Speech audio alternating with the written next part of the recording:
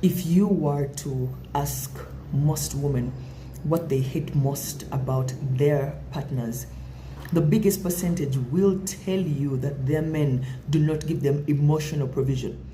My husband is emotionally unavailable.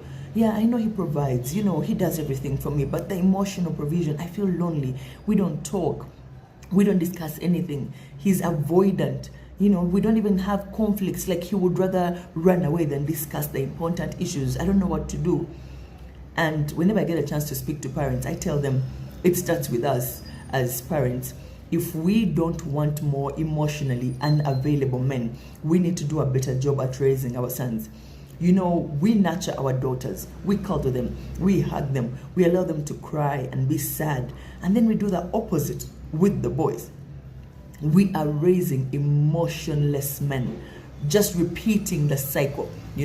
We forget that children who don't experience adequate responses to their emotional needs may be more likely to develop an avoidant attachment style, which can lead to difficulties with intimacy and relying on other people in adulthood. In simple terms, avoidantly attached people have discomfort with intimacy. They are inconsistent. They are always pulling away from conversations. They will cancel plans. They will ghost you. And they're hyper independent. They feel like they don't need another person. And they always sidestep conflict instead of working through issues. Of course, there are other factors that can contribute to emotional unavailability, like the cultural influence, a history of trauma, abuse, etc. But today we are talking about emotional unavailability.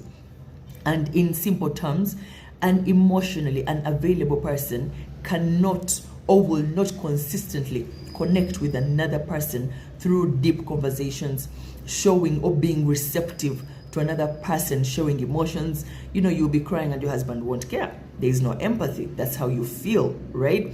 The emotionally unavailable people will not communicate openly. They will avoid conflict. Emotions make them very, very uncomfortable, and they struggle a lot with being honest about their feelings, their thoughts, their actions, and intentions. Does this sound like your husband? Most men that I have met desperately want to connect. I know this is very hard for people to believe, but they do want to have deep connections with their friends, their lovers, their family members in a very real way, but often have no model of what that looks like and how to do it. Because you see, society is not accepting of men having emotions and feelings. Men are judged. They're not taken seriously. They are laughed at if they dare show emotion. Like, how dare you be a man? Men have been taught that they should not have feelings at all. And this is not fair. The most distant and emotionally unavailable people desperately crave, they want to be available and feel that connection. But the fear and learned coping strategies hinder this a lot. Men cry. Men feel sad. Men feel scared. Men want to be supported. Men want to be hugged. Men want to be cared for. I know it's easy to forget sometimes, but they are human beings too.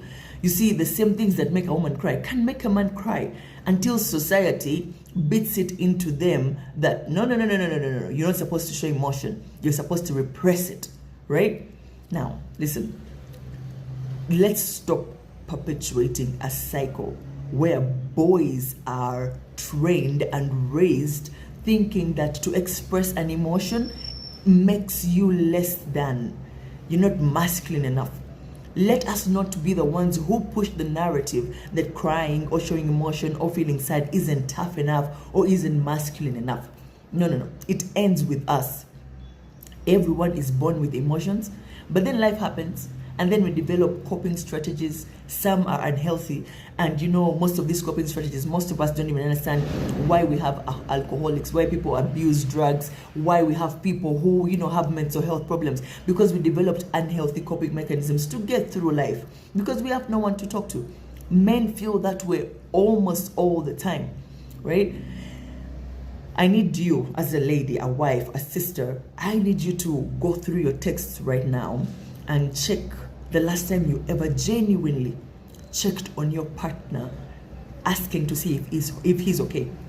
Genuinely. When you're not asking for shopping, you're not asking for money, you're not asking for things that are missing at home. Genuinely. Go through your messages right now and check the last time you asked him if he was okay. The last time you asked him how he can be supported. The last time you asked him how he wants to be loved. The last time you asked him if he is struggling with anything. Can you genuinely say that you've been doing that? Our men struggle with mental health issues. Our men struggle with the fear of rejection, of abandonment. Men have life stressors just like we do. Men struggle with not being good enough. Men get hurt. Men are human just like we are. How can you help? You should be asking yourselves these things. How can I help? Number one, you need to bond with your men on a deeper level. Bond with your sons on a deeper level. This allows them to trust you, okay? You need to be an authentic, available, and safe space for him, okay?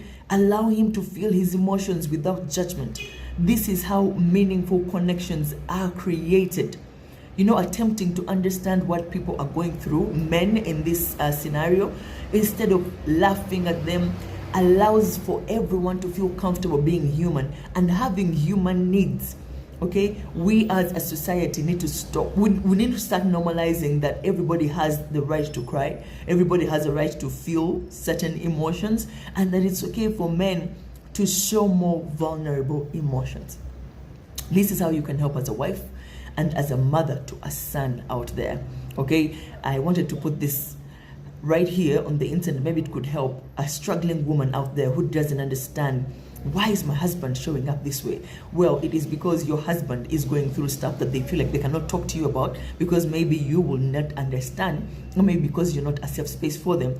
And some of us are actually dealing with partners who have grown up in very abusive environments, who have grown up from parents who are absent, parents who are unavailable, parents who are abusive sexually, physically, emotionally. We are married to men like these, and guess what? No one was there for them.